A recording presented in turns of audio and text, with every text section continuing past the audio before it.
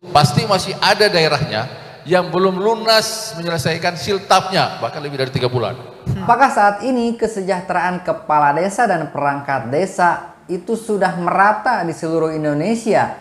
Padahal peraturan pemerintah nomor 11 tahun 2019 itu berlaku untuk semua desa di seluruh Indonesia. Undang-undang baru mengenai desa yang sudah direvisi, apakah nanti hasilnya akan sama seperti saat ini? Assalamualaikum warahmatullahi wabarakatuh. Selamat siang sobat semua, salam sejahtera. Kembali lagi di channelnya seputar informasi desa. Nah, kita ketahui ya, saat ini undang-undang desa yang baru mengamanatkan ini diperluas ya mengenai kesejahteraan kepala desa, perangkat desa, dan ada satu lagi yaitu Badan Permusyawaratan Desa atau BPD. Nah, ini diperluas ya tingkat kesejahteraannya. Akan tetapi kita lihat undang-undang yang lama ataupun peraturan dan regulasi yang di bawahnya itu sampai saat ini menjadi permasalahan di daerah-daerah. Oke, salah satunya yaitu tidak tepatnya ataupun tidak dibayarkannya setiap bulan siltap. Kan jumlahnya pun di bawah PP 11 tahun 2019. Setelah diberlakukannya undang-undang yang baru ya mengenai desa nomor 3 tahun 2024, apakah nantinya benar-benar ini tingkat kesejahteraan kepala desa, perangkat desa, dan badan permusyawaratan desa ini akan diprioritaskan? Tidak lupa saya mendoakan kawan-kawan dan teman-teman selalu ada dalam kondisi sehat ya, selalu dimudahkan rezekinya dan aktivitasnya. Amin ya rabbal alamin. Beberapa waktu yang lalu Kementerian Dalam Negeri menjelaskan mengenai kesejahteraan ini. Oke, ini dia cuplikan videonya sobat.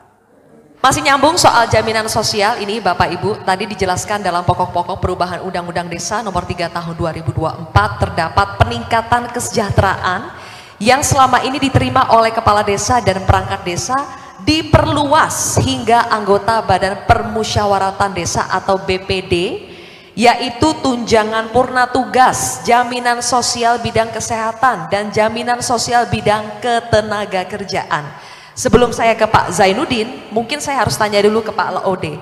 Tindak lanjut Pak, tindak lanjut Kemendagri untuk bisa mengakselerasi implementasi dari perluasan jaminan sosial untuk anggota BPD bagaimana Pak? Baik, makasih. Makanya hari ini ya kan Pak Menteri itu memanggil para sekda sebagai ketua TAPD di lingkup provinsi. Kalau kita undang dengan sekda kabupaten kota itu masih kebanyakan. Jadi kepala dinas pengampuhnya di kabupaten kota kita undang. Kami beritahu bahwa di antara 7 pengaturan yang baru di dalam Undang-Undang 3 ini atau revisi kedua ini, salah satunya itu adalah hak perangkat desa, kepala desa, perangkat desa, dan seterusnya.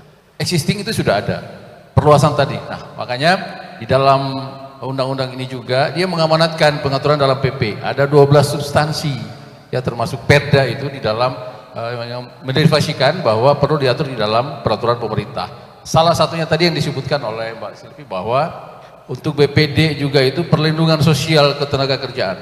Kalau kita ambil di pengalaman jurisprudensi misalnya di dalam perlindungan bidang kesehatan, di sana ada PP 82 2018, ada perubahan itu PP 64 2020, ada Permendagri kita sebagai instrumen operasional, ada surat edarannya. Nah, untuk ketenaga kerjaan juga ya tentu dipayungi dengan undang-undang ini, kita segera akan menyiapkan derivasinya juga, termasuk peraturan pemerintah dan instrumen operasionalnya juga, sehingga betul-betul ini mendarat dengan beberapa definisi clustering kategori yang tadi dijelaskan oleh Pak Jai dari Direksi BPJS. Maksudnya bahwa ini perluasannya ternyata lebih luas. Iya. Makanya kemarin salah satu spirit kita melakukan revisi ini adalah bagaimana perlindungan itu sampai ke desa. Sampai ke desa. Kami mengingatkan teman-teman di dinas kabupaten kota nih, sekaligus saya sampaikan bahwa teman-teman Kadis PMD di provinsi dan kabupaten kota, Anda itu, kalau saya pribadi ini mudah-mudahan salah, saya akan sampaikan bahwa Anda itu adalah Kemendagrinya perangkat daerah. Tidak ada pelaksanaan urusan pemerintahan yang mau itu konkuren punya pusat, urusan kewenangan provinsi atau kabupaten kota itu sendiri yang tidak melekat, yang tidak ada di desa dan kelurahan. Anda sebagai pengampu kepala desa harus betul-betul punya literasi yang paling memadai. Kalau saya ingin tahu suatu daerah, saya kepala daerah, saya tanya dulu Kadis PMD-nya. Berapa jumlah desa, berapa jumlah warga saya, berapa kakak, berapa yang stunting, berapa UMKM, bagaimana kita transformasi digital ke desa, apa ada smart desa sudah seperti apa. Jadi semua prioritas strategis pemerintah pusat, pemerintah provinsi yang menjadi major project gubernur atau bupati wali kota, mendaratnya itu di desa. Ya. Sehingga adalah sangat penting bagi kepala dinas PMD itu betul-betul paham betul. Tidak selama ini mungkin saja terlalu asik dengan rutinitas yang mungkin sudah given seperti terkait dengan lomdeskel, lomba desa dan kelurahan misalnya. Cuma secara temporary. Tapi teman-teman mengupdate saja masalah prodeskel, profil desa kelurahan itu jarang. Memperhatikan penghasilan tetap atau gaji kepala desa juga itu. Oke. Jadi saya nggak usah sebut, pasti masih ada daerahnya yang belum lunas menyelesaikan siltapnya, bahkan lebih dari 3 bulan. Gimana kita mau asuransikan, gimana kita mau melindungi gitu. Nah ini teman-teman saya ingatkan, Anda sebagai penjuru penyelenggara pemerintahan. Jadi desa itu bukan kasta pemerintahan. Jadi jangan Anda merasa bahwa kami ngurusin desa doang. Ya. Ya kan? Itu bukan kasta pemerintahan, tapi justru itu menjadi tenan, booth counter penyelenggaraan pelayanan publik terdepan. Kalau kita kenal mall, Bapak Ibu yang mungkin akan mampir ke mall setelah rakornas ini, pasti akan melihat dulu pasti di dalam mall itu ada apa, counternya ada apa, adakah yang saya cari, apakah brand yang dijual, apakah itu beverage ada, makanan kah, minuman kah ada. Jadi pasti Anda membayangkan dulu isi dari mall itu. Misalnya ke suatu mall di daerah kawasan Senayan misalnya, pasti Anda tahu dulu apa counter booth yang ada di sana. Nah Anda mau melihat daerah secara langsung, Anda harus membayangkan desanya. Misalnya di Aceh 6.500-an gampong misalnya, atau mungkin di Jawa Tengah 7.800 desa misalnya. Ya. Harus tahu dulu desanya, harus betul-betul firm dulu desanya, sehingga apa? Untuk meningkatkan kesejahteraan suatu daerah, Anda harus melek dulu desanya. Kalau desa tangguh, saya yakin daerah tangguh.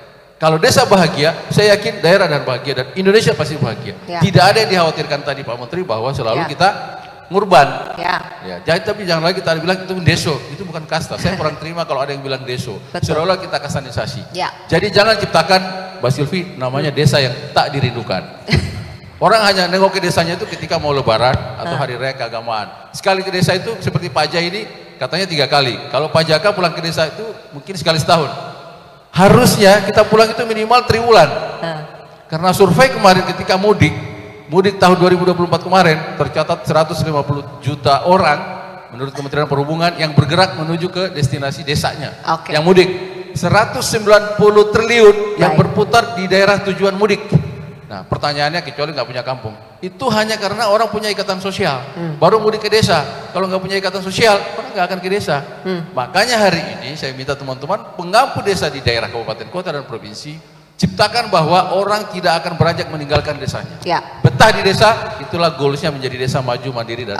Oke, kita berikan. Oke, sudah simak semua ya tadi penjelasannya lengkap dari Kementerian Dalam Negeri. Nah, kita lihat tadi di penjelasannya ada 12 substansi yang nantinya ini akan diatur oleh peraturan pemerintah ataupun regulasi di bawahnya ya. Dan kabar gembiranya ini sudah dibahas ya di Kementerian Dalam Negeri. Jadi nantinya mungkin saja untuk tunjangan purna tugas, penghasilan tetap, terus jaminan kesehatan dan ketenaga kerjaan itu akan masuk ya di regulasi peraturan pemerintah ataupun Kementerian Dalam Negeri mengenai kesejahteraan dari perangkat desa, kepala desa, dan badan permusyawaratan desa. Tapi kalau kita berkaca di beberapa tahun kebelakang ini ya, itu regulasi sudah ada akan tetapi tidak menyeluruh didapatkan oleh pemerintah desa, khususnya kepala desa dan perangkat desa. Nah, apakah nantinya regulasi yang sudah diproses ini bisa menjadikan kesejahteraan di pemerintah desa ini akan menyeluruh di seluruh Indonesia? Oke, kita tunggu saja ya nanti seperti apa kabar gembiranya ini. Demikian informasinya, mudah-mudahan bermanfaat. Silahkan dukung channelnya ya. Selalu jaga kesehatan, jaga pola makan, istirahat yang cukup, olahraga yang teratur bila perlu, dan selalu semangat menjalani aktivitasnya. Wassalamualaikum warahmatullahi wabarakatuh.